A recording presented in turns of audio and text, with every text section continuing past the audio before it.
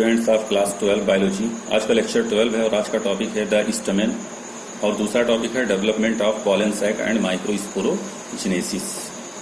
Okay, तो stamen का जो दूसरा नेम होता है उसे हम क्या कहते हैं? माइक्रोस्पोरोफिल कहते हैं। क्या कहते हैं? माइक्रोस्पोरोफिल। इससे पहले वाले लेक्चर में हमने स्टडी की थी कि जो टिपिकल फ्लावर होते हैं उनमें 4 पार्ट्स होता है। जो पहला पार्ट होता है उसको हम क्या कहते हैं? कैलिक्स। दूसरे पार्ट को हम करोला कहते हैं, तीसरे पार्ट को स्टमेन कहते हैं और चौथे पार्ट को हम पिस्टिल कहते हैं। ओके डियर स्टूडेंट्स, यहाँ पे हमने बताया था कि जो स्टमेन होता है ये मेल रिप्रोडक्टिव ऑर्गन होता है और पिस्टिल जो होता है वो फीमेल रिप्रोडक्टिव ऑर्गन होता है। तो पहली स्टडी हमें किसकी करनी है? मेल रिप्रोडक्टिव ऑर्गन की, और दूसरी स्टडी पिस्टिल की करनी है, क्योंकि रिप्रोडक्टिव ऑर्गन से ही गैमीट का क्या होता है? फॉर्मेशन होता है। ओके, तो यहां अगर हम स्टमेन की बात करते हैं तो ये स्टमेन का स्ट्रक्चर है। आप देख रहे होंगे स्टमेन में दो स्ट्रक्चर पाए जाते हैं। ठीक है, एक स्वेलिंग पार्ट होता है, ये आप देख रहे होंगे। इस स्वेलिंग पार्ट का नाम हमने रखा है क्या? एंथर रखा है। और जो फिलामेंट होता है ये एक थ्रेड लाइक स्ट्रक्चर होता है जिसके हेल्प से जो है वो एंथर लगा होता है फ्लावर से, तो इसको हम फिलामेंट कहते हैं। फिलामेंट और एंथर दोनों के कंबाइंड नेम को ही हम क्या कहते हैं? स्टमेन कहते हैं। ओके, अगर आप एंथर की बात कर रहे हैं तो यहां पे देखिएगा एंथर में 2 पार्ट होते हैं। एंथर में कितने पार्ट होते हैं? 2 पार्ट होते हैं। ये फर्स्ट पार्ट है, ओके, और ये सेकंड पार्ट है। इसको हमने क्या नाम दिया है? लोब दिया है। तो बताइए एक एंथर में कितने लोब पाए जा रहे हैं?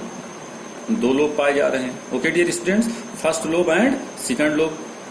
ओके, अब यहाँ पे देखिए जो दोनों लोब होते हैं ये दोनों लोब आपस में कनेक्टिव के हेल्प से जुड़े होते हैं। अब कनेक्टिव क्या होता है? Connective is the single vascular bundle. Single vascular bundle. Vascular bundle का मतलब आप समझ ही रहे हैं, xylem and phloem which conduct the water and food. Okay, अब एंथर लोब के अंदर कौन कौन से स्ट्रक्चर पाए जाते हैं एंथर लोब के अंदर, उसकी हम स्टडी करेंगे। लेकिन यहाँ 2 पॉइंट हमने मेंशन कर रखे हैं, एक डाइथीकस और दूसरा मोनोथीकस। इसको समझ लीजिएगा। डाइथीकस का मतलब ये होता है कि अगर एंथर में 2 एंथर लोब पाए जाते हैं, first and second, that is called dithecous. ये मोस्टली फ्लावर में आपको देखने को मिलेगा जो स्टेमिनेट फ्लावर होंगे। ओके, सर्टेन फैमिली जैसे कि मालवेसी की अगर हम बात करते हैं तो मालवेसी में जो एंथर होता है उस एंथर में केवल एक ही लोब होता है जिसे हम क्या कहते हैं? मोनोथीकस। तो अगर एक एंथर लोब है तो उसे हम मोनोथीकस कहेंगे और 2 एंथर लोब है तो उसे हम क्या कहेंगे? डाइथीकस कहेंगे। ओके डियर स्टूडेंट्स, अब यहाँ पे हम जो है वो एंथर का टीएस काटते हैं और एंथर के टीएस को फिर हम स्टडी करते हैं। तो यहाँ पे हम देखते हैं तो ये क्या है? बीच में एक लाइन हमने ड्रा कर रखी है। ये लाइन जो है वो कनेक्टिव है, जो कि यहाँ पे आप देख रहे होंगे। ओके, आफ्टर दैट अब हम बात करते हैं, ये फर्स्ट लोब हो गया एंथर का और ये सेकंड लोब हो गया। हर एक लोब में एक सैक लाइक स्ट्रक्चर होता है जिसे हम क्या कहते हैं? एंथर सैक कहते हैं। इसका दूसरा नाम होता है पॉलन सैक और इसका तीसरा नाम भी होता है माइक्रोस्पोरेंचिया। ओके, एंथर सैक में किसका फॉर्मेशन होता है? एंथर सैक में जो है वो पॉलन ग्रेन का फॉर्मेशन होता है, या हम कह सकते हैं माइक्रोस्पोर का फॉर्मेशन होता है।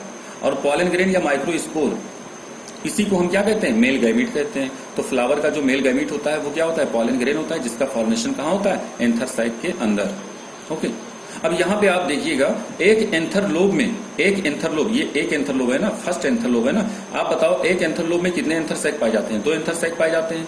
तो इसी तरीके से अगर 2 एंथर लोब है तो कितने एंथर सैक होंगे? नंबर ऑफ एंथर सैक 4 हो जाएगा। ओके, लेकिन अगर मोनोथीकस है यानी कि एक ही एंथर लोब है तो कितने एंथर सैक होंगे? ओनली 2 एंथर सैक होंगे, केवल 2 एंथर सैक होंगे। डियर स्टूडेंट्स, इस बात को हमेशा ध्यान रखिएगा। नाउ नेक्स्ट टॉपिक है, यहां पे हम स्टडी करते हैं। यहां पे आप देखिएगा बहुत carefully, development of pollen sac. Pollen sac का डेवलपमेंट कैसे होता है और उसके बाद में माइक्रोस्पोरोजेनेसिस। और माइक्रोस्पोरोजेनेसिस है क्या एक्चुअल में? तो यहां पे हम बात करते हैं, एक एंथर लेते हैं, वो एंथर इमेच्योर होता है, मतलब जिसके अंदर अभी एंथर सैक नहीं पाया जाता है, और उसके टीएस की स्टडी करते हैं। तो यहाँ पे हम देखते हैं कि जो एंथर इमेच्योर है उसमें मेरिस्टेमेटिक सेल पाया जाता है और इस मेरिस्टेमेटिक सेल के चारों तरफ इपिडर्मल सेल यानी कि इपिडर्मिस की एक लेयर पाई जाती है। ये मेरिस्टेमेटिक सेल जो होता है वो आर्ची स्पोरियल सेल में चेंज हो जाता है और आर्ची स्पोरियल सेल जो होता है वो पैरिक्लाइनल डिवीजन के हेल्प से जो है वो प्राइमरी पेराइटल सेल और प्राइमरी स्पोरोजिनस सेल में चेंज हो जाता है। और प्राइमरी पेराइटल सेल जो होती है वो पैरिक्लाइनल और एंटीक्लाइनल डिवीजन के हेल्प से 3 लेयर का फॉर्मेशन करती है, जिसे हम क्या कहते हैं? इंडोथीसियम, मिडिल लेयर, टेप्टम। इंडोथीसियम जो लेयर होती है, इस लेयर में कुछ प्लेस पर इंडोथीसियम लेयर पतली हो जाती है, थिन हो जाती है, जिसे हम क्या नाम देते हैं, स्टोमियम नाम देते हैं। ओके, उसके बाद में टेप्टम, टेप्टम लेयर जो होती है, इस टेप्टम लेयर में इंडोमाइटोसिस होता है और इंडोमाइटोसिस के हेल्प से ये पॉलीपोलाइड हो जाती है। अब पॉलीपोलाइड क्या होता है इसको आप समझ लीजिएगा। सपोज आप समझिएगा कि ये कोई सेल है, इसके अंदर एक न्यूक्लियस है। अब अगर इंडोमाइटोसिस होगा तो सेल तो एक ही रहेगी, लेकिन न्यूक्लियस दो हो जाएंगे, या तीन भी हो सकते हैं न्यूक्लियस। कितने हो सकते हैं? तीन न्यूक्लियस हो सकते हैं, ठीक है, इंडोमाइटोसिस के हेल्प से। तो इसको हम क्या कहेंगे? Uninucleate, binucleate and multinucleated. Okay, इसी कंडीशन को हम पॉलीपोलाइड कहते हैं डियर स्टूडेंट्स। अब ये क्यों होता है? ये इसलिए होता है क्योंकि यहां आप देखिए पॉलीपोलाइड, ठीक है। प्राइमरी स्पोरोजिनस सेल किसमें चेंज हो जाती है? प्राइमरी स्पोरोजिनस सेल जो है वो माइक्रोस्पोर मदर सेल में चेंज हो जाती है, और माइक्रोस्पोर मदर सेल में नंबर ऑफ क्रोमोसोम कितना होता है? 2n होता है, यानी कि डिप्लॉयड होता है। अब माइक्रोस्पोर मदर सेल में मियोसिस होगा और ये चेंज हो जाएगा किसमें? माइक्रोस्पोर में चेंज हो जाएगा, जिसमें हैप्लॉयड नंबर ऑफ क्रोमोसोम आएगा, यानी कि n आएगा। अब ये जब माइक्रोस्पोर बन गया, इसी माइक्रोस्पोर का नाम हम क्या रखते हैं? पॉलन ग्रेन कहते हैं इसी माइक्रोस्पोर को। अब इस पॉलन ग्रेन या माइक्रोस्पोर को जो न्यूट्रिशन मिलेगा, ओके, या माइक्रोस्पोर मदर सेल को जो न्यूट्रिशन मिलेगा वो कहां से मिलेगा डियर स्टूडेंट्स? वो मिलेगा टेप्टम लेयर से, ध्यान रखिएगा। तो माइक्रोस्पोर मदर सेल को जो भी न्यूट्रिशन मिलता है वो टेप्टम लेयर से मिलता है, इसीलिए टेप्टम लेयर जो होती है वो पॉलीपोलाइड कंडीशन में आ जाती है। जिससे ज्यादा से ज्यादा न्यूक्लियस हो, जिससे ज्यादा से ज्यादा न्यूक्लियस होंगे तो ज्यादा से ज्यादा क्या होगा? सिक्रीशन होगा, जो न्यूट्रिएंट होंगे उनका सिक्रीशन ज्यादा से ज्यादा होगा, और एक अच्छा न्यूट्रिएंट मिलेगा माइक्रोस्पोर मदर सेल को, और वो मियोसिस के हेल्प से जो है वो माइक्रोस्पोर में क्या हो जाएगी? कन्वर्ट हो जाएगी। ठीक है डियर स्टूडेंट्स, यहां पे आप देखिएगा ये स्ट्रक्चर हमने ड्रा कर रखा है। ये इमेच्योर एंथर का जो है वो टीएस है, इसके चारों तरफ जो लेयर है उसको हमने क्या कहा? एपिडर्मिस लेयर कहा है, और अंदर की तरफ मेरिस्टेमेटिक सेल है। ऊपर आप भी देखते रहिएगा और फिगर भी देखते रहिएगा, ऊपर भी देखते रहिएगा, फिगर भी देखते रहिएगा, ठीक है। मेरिस्टेमेटिक सेल है। अब मेरिस्टेमेटिक सेल जो है वो हाइपोडर्मल रीजन, अब ये हाइपोडर्मल रीजन क्या होता है? जो एंथर का कॉर्नर होता है उसको हम हाइपोडर्मल रीजन कहते हैं, और मेरिस्टेमेटिक सेल जो होती है, कुछ मेरिस्टेमेटिक सेल वो डिफरेंशिएट हो जाती है, अलग हो जाती है, और आर्ची स्पोरियल सेल का फॉर्मेशन करती है। कहां पे करती है? ये हाइपोडर्मल रीजन पे करती है, यानी कि कॉर्नर पे करती है, ठीक है। तो इस तरीके से आर्ची स्पोरियल सेल कितने बनते हैं? 1, 2, 3 एंड 4। अब आर्ची स्पोरियल सेल जो है वो कन्वर्ट हो जाएगी किसमें? प्राइमरी पेराइटल सेल में और प्राइमरी स्पोरोजिनस सेल में। यहां पे देखिएगा प्राइमरी पेराइटल सेल में कन्वर्ट हो जाएगी और प्राइमरी स्पोरोजिनस सेल में कन्वर्ट हो जाएगी। उसके बाद में यहां आप देख रहे होंगे प्रोकाम्बियल स्ट्रैंड पाया जाता है। ये प्रोकाम्बियल स्ट्रैंड जो होता है वो कंडक्टिंग स्ट्रैंड में चेंज हो जाता है। ये कंडक्टिंग स्ट्रैंड जो होती है वो कंडक्ट करती है किसका? वाटर का कंडक्ट करती है और फूड का कंडक्ट करती है डियर स्टूडेंट्स। आफ्टर दैट अब प्राइमरी पेराइटल सेल और प्राइमरी स्पोरोजिनस सेल की हम बात करते हैं, ठीक है। तो प्राइमरी पेराइटल सेल किसका फॉर्मेशन करता है? यहाँ पे आप देख रहे हैं 3 लेयर का फॉर्मेशन कर रहा है। प्राइमरी स्पोरोजिनस सेल किसका फॉर्मेशन करती है? माइक्रोस्पोर मदर सेल का फॉर्मेशन करती है, जिससे माइक्रोस्पोर बनते हैं। अब बात आती है कि माइक्रोस्पोरोजिनेसिस किसे कहेंगे?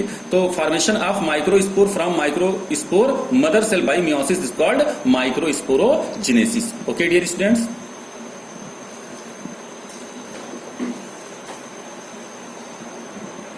यहां आप बुक में देखिएगा the process of formation of microspore from a pollen mother cell. Pollen mother cell का शॉर्ट फॉर्म क्या है? पीएमसी है। Through meiosis is called microsporogenesis. हमने क्या कहा कि जब माइक्रोस्पोर मदर सेल से माइक्रोस्पोर का फॉर्मेशन होता है मियोसिस के हेल्प से, तो उसी को हम क्या कहते हैं? माइक्रोस्पोरोजिनेसिस कहते हैं डियर स्टूडेंट्स, ठीक है। आफ्टर दैट यहां पे देखिएगा इंडोथीसियम प्राइमरी पेराइटल सेल से क्या किसका फॉर्मेशन हुआ? इंडोथीसियम का फॉर्मेशन हुआ, मिडिल लेयर का फॉर्मेशन हुआ, और किसका फॉर्मेशन हुआ? टेप्टम का फॉर्मेशन हुआ। जो टेप्टम है वो माइक्रोस्पोर मदर सेल को क्या देगा? न्यूट्रिशन देगा। Tapetum layer microspore mother cell को क्या देगी? न्यूट्रिशन देगी, और ये माइक्रोस्पोर मदर सेल मियोसिस के हेल्प से माइक्रोस्पोर में क्या हो जाएगा? कन्वर्ट हो जाएगा। अब बात आती है डिसेंस, मतलब कि जो एंथर सैक है, जो ये एंथर सैक बना हुआ है 1, 2, 3, 4, ये एंथर सैक रप्चर्ड होंगे। तो कहां से रप्चर्ड होंगे? यहां पे देखिएगा जो इंडोथीसियम लेयर जिस प्लेस पर पतली हो जाती है उसे हम स्टोमियम कहते हैं, और इसी स्टोमियम पर प्रेशर बनाएंगे। कौन बनाएगा प्रेशर? माइक्रोस्पोर। और ये माइक्रोस्पोर जब स्टोमियम वाल पे प्रेशर बनाएंगे तो स्टोमियम चूंकि पतला होता है, जिसकी वजह से यहां से ये क्या हो जाएगा? रप्चर्ड हो जाएगा, और जितने भी पॉलन ग्रेन होंगे वो सारे के सारे पॉलन ग्रेन यानी कि माइक्रोस्पोर जो है वो बाहर आ जाएंगे डियर स्टूडेंट्स। तो तो इस बात को ध्यान रखिएगा। और बाहर आने के बाद फिर इनका जर्मिनेशन प्रोसेस क्या हो जाएगा, स्टार्ट हो जाएगा। तो पॉलन ग्रेन मेल गैमीट है और मेल गैमीट का फॉर्मेशन एंथर सैक के अंदर होता है। ओके, तो आज के लिए इतना ही dear students. Next lecture next day, तब तक के लिए God bless you, thank you.